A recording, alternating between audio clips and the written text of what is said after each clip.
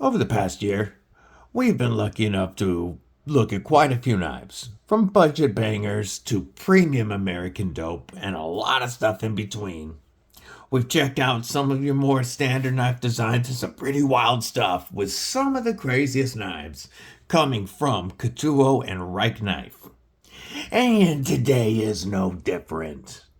We are going to look at one of the nuttiest integrals I've ever seen in the Rike Knife Thor 6M. You are going to want to see this one, folks. Stick around.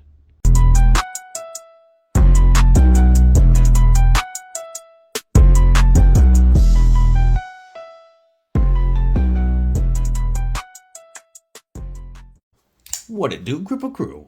EDCwithDBD, disabled but deadly. And that's right, we are going to be taking a look at a knife today that kind of blew my mind when I opened the box. Before we do, I want to let you guys know that my homie and yours, Aldo from Pickled Steel, will be a guest on tomorrow's Tactical Tuesdays with DVD as we talk about some of the stuff that has just hit U.S. shores, as well as brand new pickle seal knives that we have not seen yet. He's also going to update us on the Father's Day sale, so make sure that you tune into that Tuesday morning, 10 a.m. Pacific, 1 p.m. Eastern. Also, make sure that you stab that like button, /subscribe, bash that bell, yada yada yada, all that stuff that you know really helps out the channel. All right, enough of that garbage. Okay, like I said, we are going to be looking at another Rike knife today. This time, we are looking at the Thor 6M. The Thor 6M is the larger version of the Thor 6 and comes in at an overall length of 8.26 inches. Yes, we are looking at a full-size knife here with a 3.35 inch harpooned drop point blade of M390 with a flat grind and a satin and blasted finish. We have a handle length of 4.91 inches and an overall weight of 3.53 ounces. This happens to have a blade stock thickness of 160 thousandths, which you can see right out here. Really carries robustness out to the tip, even though it looks much thinner back here. And we are looking at an integral. Yes, our handle is one solid piece of titanium. And on our show side, we have zero visible hardware. While on our lock side, all you can see is the pivot screw and the hardened steel lock bar insert. Do this without scratching anything. We are looking at a T8 on the pivot and a T6 on the hardened steel lock bar insert. If you like my tools, these are available at CountyCom, and you can save 10% with code EDCwithDBD. The link for CountyCom is in the description and pinned comment of every video. So, 2 visible screws, and that's it for our visible hardware. For one, they can really knock down the hardware, being as this is one solid piece of titanium, so we don't need any standoffs or back spacers to give us strength. And then this milling pattern allowed them to screw the pocket clip from the inside so that there is nothing showing on the pocket clip itself. Our pocket clip is also titanium, and our action is riding on caged ceramic ball bearings. We have a flipper tab that works great for the light switch or push button. And then we have this blade hole, that if I could get Oh, I was on the lock bar. Works very well for the reverse flick. And if you keep your fingers off the lock bar, probably works for the thumb too. You know me and frame locks. Alright, this one is a little narrow for my hands, so I am locking myself out when I attempt to use that thumb hole for my thumb. I did drop the blade directly on my thumb. Let me throw a band-aid on right quick, be right back. Alright, we're back. As you can see, the action is very, very smooth and drop shutty. And that flipper tab doesn't, the detent is tuned very well and placed very well so that there is no hang up there, no double clutch, no late detent. That flipper tab clears it and then the blade just wants to close. Taking a look. And we are perfectly centered. Like I said, this is a frame lock, and the access is not cut back a whole lot, but it does give plenty, and the frame lock, the lock bar itself has jimping on it, makes it very easy to get your thumb on and move that out of the way. The milling on this is just crazy. First, you've got this solid piece of titanium that has to be milled on the inside and the out. They put, oh, that is fantastic.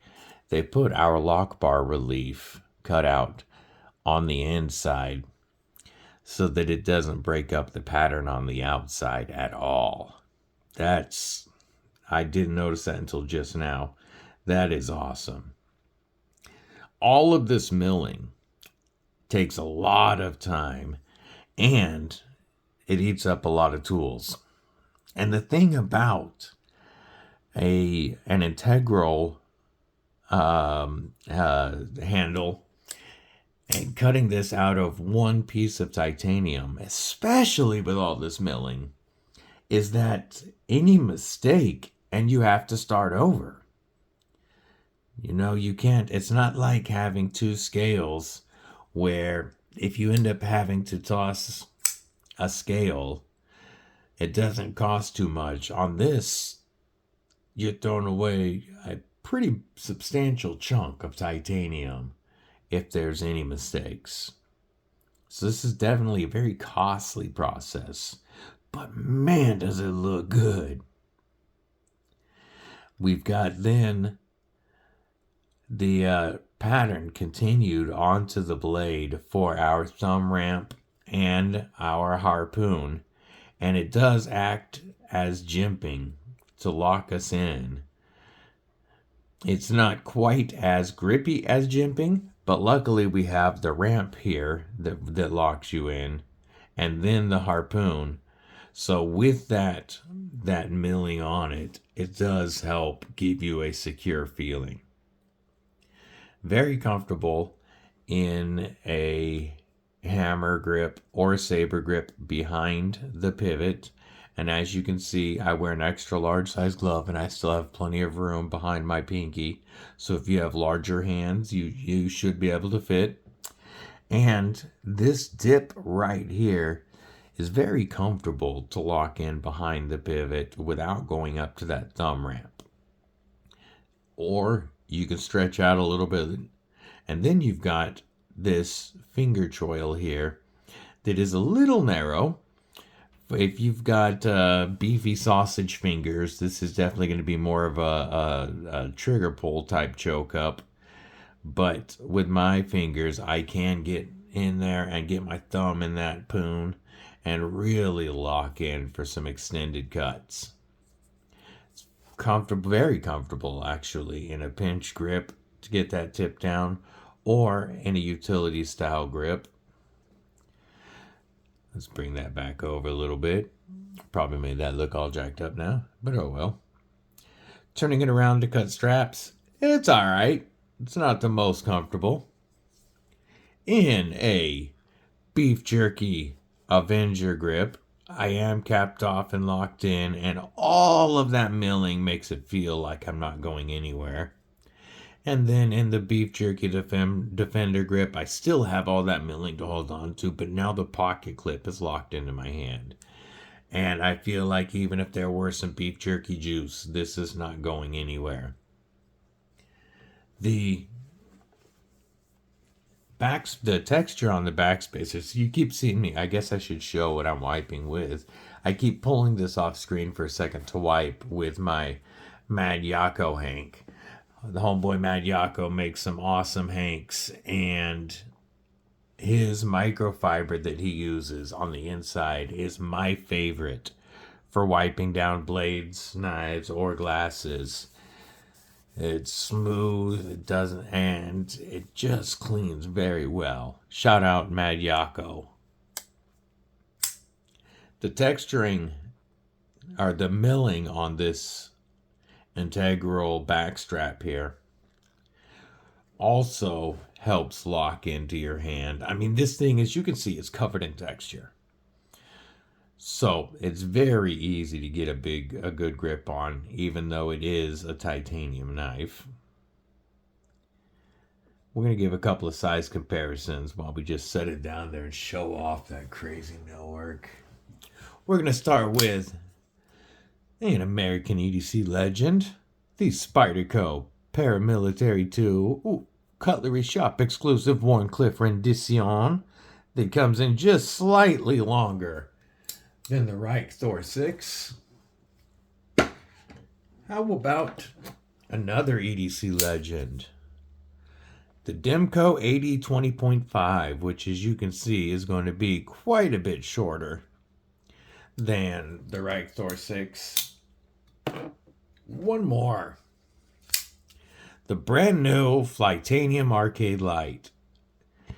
This is an insane value proposition coming in right now. It's still only $72 after code EDC with DBD with an awesome shark lock. You definitely don't want to miss out on the launch price on these. Flytanium is also linked in the description and pinned comment. And the Rike Thor 6 quite a bit bigger than the Flytanium Arcade Light. Our drop point blade does have a very low tip, which is nice for EDC for getting that tip down for any precision work. And it also helps point the knife at whatever it is you're cutting. The 160 thousandths blade stock still comes down to a nice slicey edge. And Rike always does a very good job with their edges. I'm going to point out we do have a very long taper on our plunge grind here, as it starts back here and ends here. However, because of the choil that they've given us, you've got all of this sharpening life on that M390. M390 is going to hold its edge for a good long time. It is also very corrosion resistant and decently tough. Very good super steel for this type of build. Now here's where we're going to get where we might blow a few people out of the water. We're going to talk about the price on the Rike Thor 6M. There are 4 versions, all with the same blade finish, and the other 3 are just different anodized colors of the titanium. And they all come in right now at the same price, which is $465. Yes, we are looking at an almost $500 knife, and I don't have an affiliate code to save you any money if you're looking at these. But even though that price is pretty insane for an imported knife, I can understand why. The cost of milling these titanium scales has to be insane.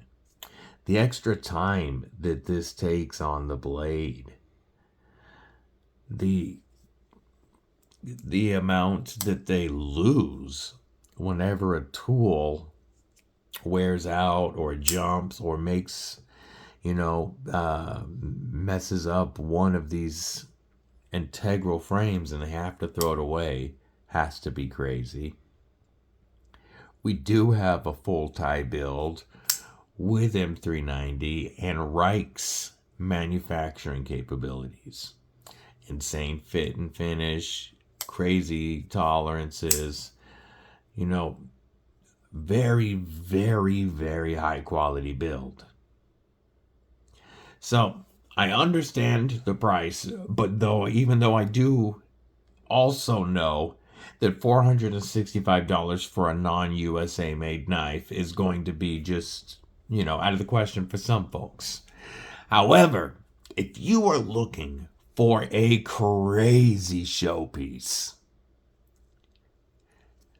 that is still